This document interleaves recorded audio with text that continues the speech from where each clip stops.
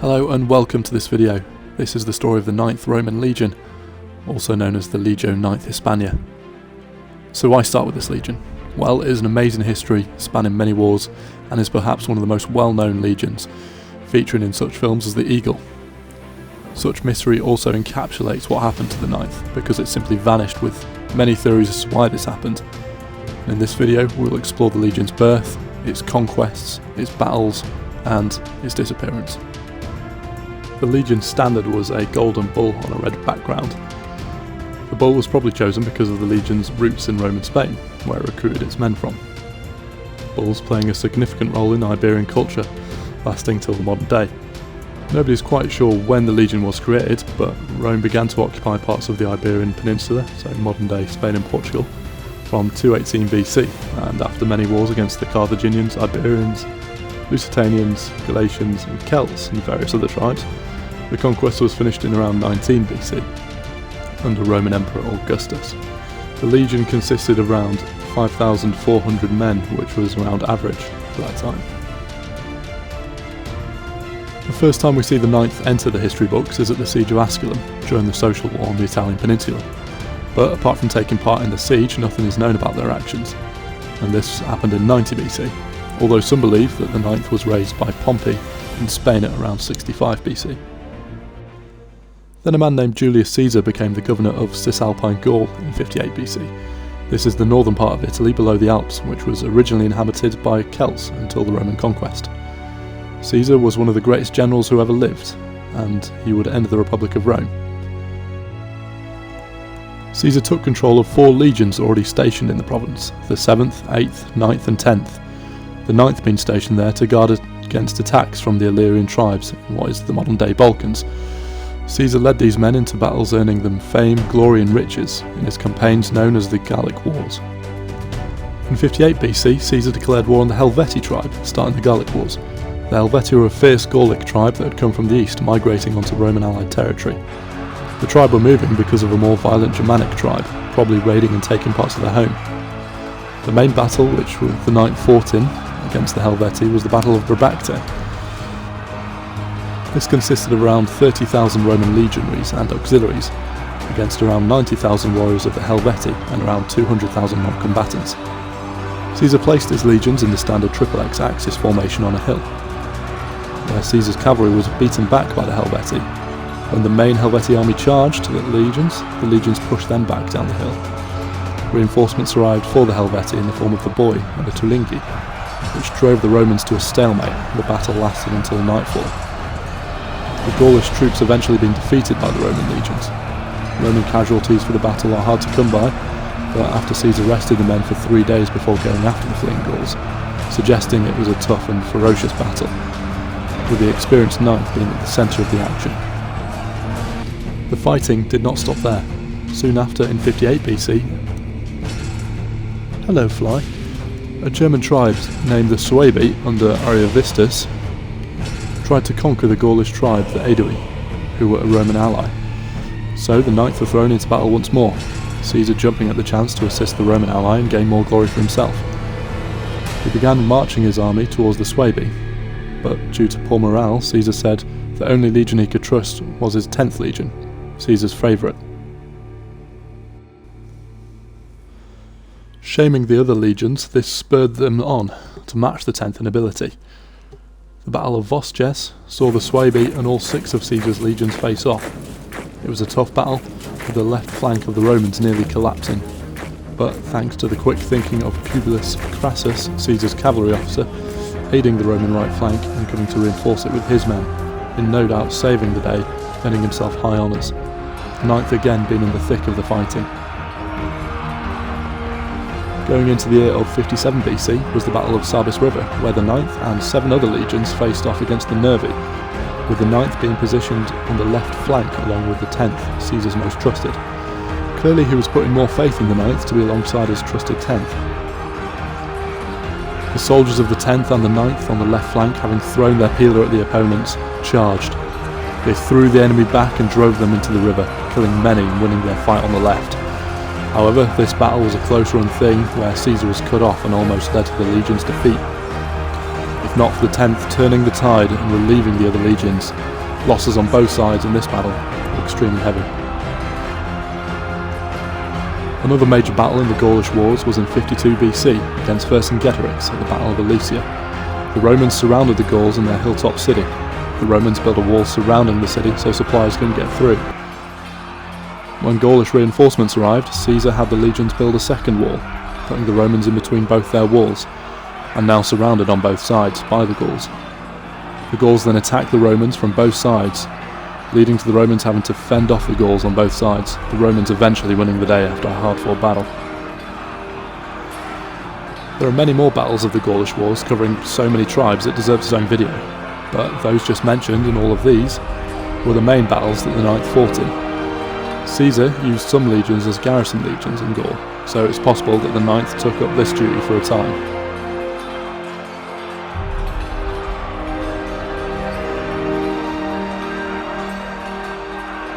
In the span of 8 years, Caesar had conquered all of Gaul. He had become fabulously wealthy and achieved legendary reputation. The Gallic wars had provided enough gravitas to Caesar that subsequently he was able to wage a civil war and declare himself dictator, in a series of events that would eventually lead to the end of the Roman Republic.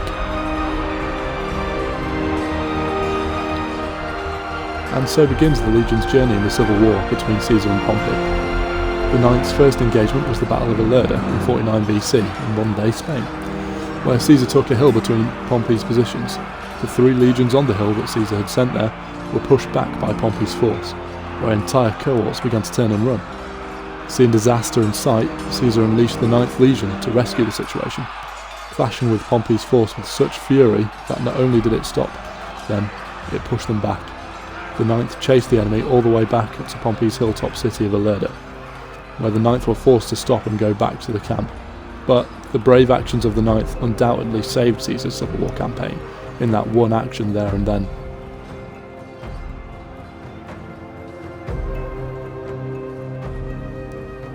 The 9th was present at Caesar's defeat at Dyrrhachium in modern-day Albania.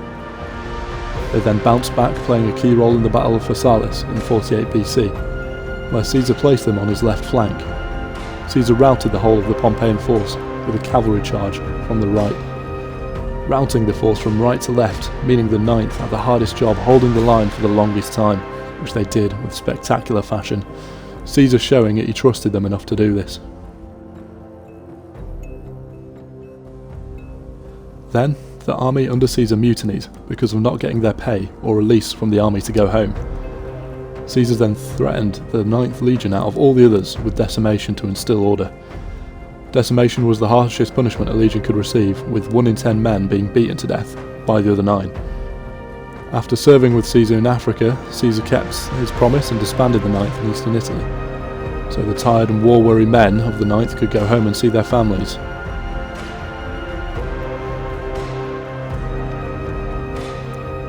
After Caesar's death, the veterans of the 9th were recalled by Octavian, and the legion was reassembled in 41 BC to fight in another civil war in the island of Sicily. They fought in the Battle of Philippi in 42 BC. This campaign managed to proclaim Octavian as the sole ruler of the empire with the help of the 9th Legion. They were then sent to the province of Macedonia. The 9th remained with Octavian in his war of 31 BC against Mark Antony, and fought in the Battle of Actium, which was a naval battle between Octavian on one side and Mark Antony and Cleopatra on the other. Octavian won this battle. The legion was then sent to Hispania in Spain to take part in the large-scale campaign against the Cantabrians between 25 and 13 BC. This brought Iberia under Roman control for the next few hundred years, fighting side by side with the 10th again, and many other legions distinguishing themselves in that campaign.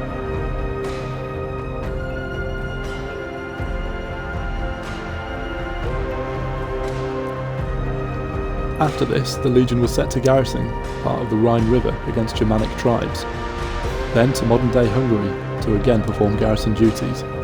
The legion was then moved to Africa to deal with a rebellion, as the only legion there was the 3rd Augusta, which was overstretched. With the veterans of the Caesar's campaign long gone, the 9th performed poorly. In guerrilla-type warfare, the Green Legionaries often ran, leaving their commanders to be killed. The governor of Africa had the legion decimated, with the killing of 1 in 10 men decided by drawing of a straw. This was the first time a legion had suffered this since the days of the Civil War, and, ironically, it was the 9th again. But the 9th fought back, driving the rebel forces back, with a legionary being given a silver spear and a golden torque, which were rewards in the Roman Empire, this being the equivalent of the best medals a soldier could receive today. This was unusual, as rarely did a common soldier who was not an officer receive these. Both the 9th and the 3rd legions worked together to defeat the rebels in Africa, and were again victorious. The 9th earning back the pride from its decimation. Then came the invasion of Britain in AD 43 by Emperor Claudius with 4 legions, the 9th being one of them. The 9th, along with another legion, took part in a 2-day river battle against the Briton leader, called Craticus, at Caer Caradoc. The same year, the legion constructed a fort named Lindum Colonia, which would then become modern-day Lincoln. Then, under the commander of Cassius Nasica, they put down the first revolt of Venetius between 52 and 57 AD. This was in England as a revolt against Rome. Boudicca's rebellion in Britain, where the female chiefess managed to raise an army of around 150,000 soldiers. Boudicca burned the Roman city of Camalodunum, putting the population to the sword. The closest garrison was 5 cohorts of the 9th Legion, numbering around 2,500 men. The rest of the legion was far up north and unable to reinforce. The young commander, Corellius, left a skeleton garrison force behind and marched to meet Boudicca with around 2,000 men. Boudicca expected this and set an ambush, nearly wiping out the 2,000 men. Only Corellius and a few cavalry escaped back to the fort. Boudicca was then defeated in her next battle against all the odds, as she outnumbered the Romans 20 to 1. She was defeated by the 14th and the 20th legions. The 9th was refitted by legions from the Rhine. They were then garrisoned at Lindum in England. The 9th once more was in a successful campaign against the Brabantes in 71 to 72 to subdue the north and central of Britain. Around this time they constructed a new fortress at York named Eboracum. This was the foundation of York, as shown by the finds of tile stamps from the site. The 9th participated in Agricola's invasion of Caledonia, which is modern-day Scotland, in 82 to 83. According to Tacitus, the legionary narrowly escaped destruction when the Caledonians beyond the Forth launched a surprise attack at night on their fort. The Caledonians burst upon them as they were terrified in their sleep. In desperate hand-to-hand fighting, the Caledonians entered the camp, but Agricola was able to send cavalry to relieve the legion. Seeing the relief force, the men of the 9th recovered their spirit, and sure of their safety, fought for glory, pushing the Caledonians back. Agricola did not have enough men, or the will, to conquer the rest of Britain, so he pulled back to their original positions in York, with the tribes of Picts probably using guerrilla tactics to fend off the Romans. The 9th constructed many forts and monuments across Britain, as they left their stamped tiles on them, some of which can still be found today in the York Museum. The Legion's last recorded entry was in 108 AD in York, where they reconstructed a fort there. This was the last entry of the Legion, and after this, they completely vanish. No explanation was given for their disappearance, no texts or records show what happened to them, including in Cassius Dio's list of active legions a few decades later, where the 9th Hispania is left out. This is unusual because usually, if a legion is disbanded or taken over by another legion, records are made of it.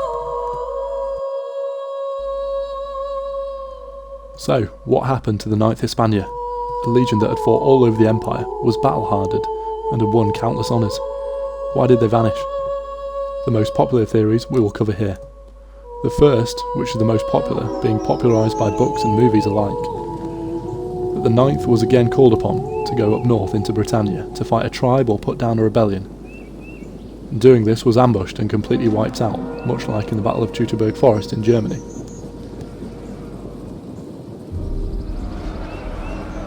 Due to this, Hadrian sent the 6th Victrix Legion north to England to garrison and construct Hadrian's Wall. This was meant to keep out invading tribes from the north, showing that Rome could not subdue this land. The 6th would be stationed in the 9th's own fort in York for nearly 300 years. But there are flaws in this theory. Pendants and engravings were found in the Netherlands, with 9th Hispania engraved on them, supposedly after the massacre would have taken place. But these could have been remnants or survivors of the Legion that had moved down to the Netherlands because they were no longer strong enough to be able to field a full Legion. Or it could have been a detachment that was lucky enough not to get sent to the duty in northern England. The quick stationing of the 6th and the construction of Hadrian's Wall back up this theory.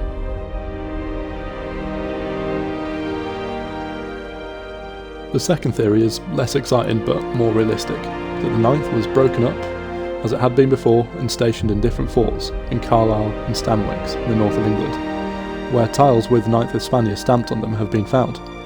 This could have been to help build Hadrian's Wall.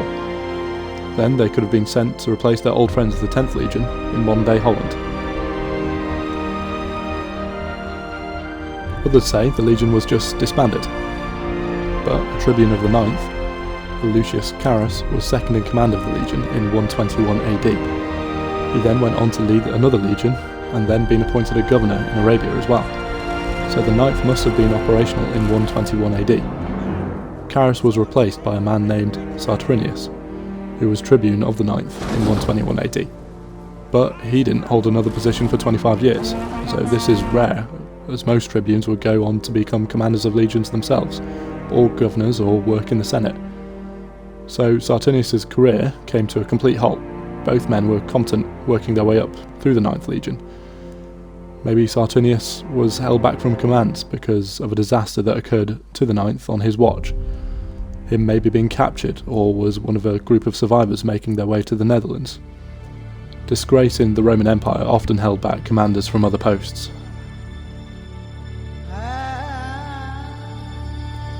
A single loss of face or defeat in an empire the size of Rome could spell rebellions or nations declaring war on them. This is why the Romans could have hidden away the ending of the 9th Legion, covered it up, and stop it from being another disaster. This is displayed by the events of Teutoburg Forest in Germany, where legions were wiped out completely, resulting in insurrections across Rome and the borders shrinking, having Rome fall back across the Rhine. So this could be an explanation of why we don't truly know what happened to the 9th Hispania.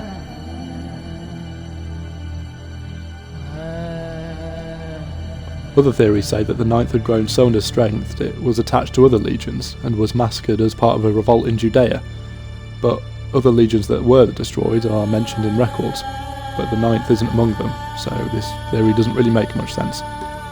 Some writers say that the 9th was massacred by Parthians in Armenia in 161 AD, because Cassius Dio, in his writings, mentions a legion being wiped out, but he doesn't name that legion, so it's possible that it could be the 9th, but again, it does seem unlikely.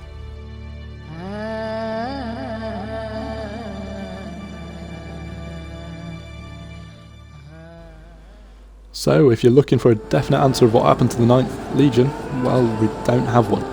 Did they go down fighting in a last-ditch battle in the north of Britain, or were they wiped out in the Middle East, or were they just disbanded? But for such an incredible legion, with an incredible tale, it is a shame that we'll probably never know what happened for certain. That is the story of the 9th Legion. Chances are, wherever you live in Europe, the 9th helped shape the country you live in now. The battles they fought in, the places they constructed, the places they garrisoned, their tale will live on forever. An inspiration for this video was the book series called Maris's Mules, which tells the story through the soldier's eyes, the tales of the conquests of Gaul and Britain. It's a really good read, and I would definitely recommend reading it or listening to it if you've got the time. So that concludes the story of the 9th Legion. Thank you very much for watching this video. I appreciate it greatly, and if you could please subscribe to the channel and maybe even like the video, share it. It really does give me incentive to do these more, and it's something I would really like to do more often. So thank you very much for watching, and hopefully see you next time.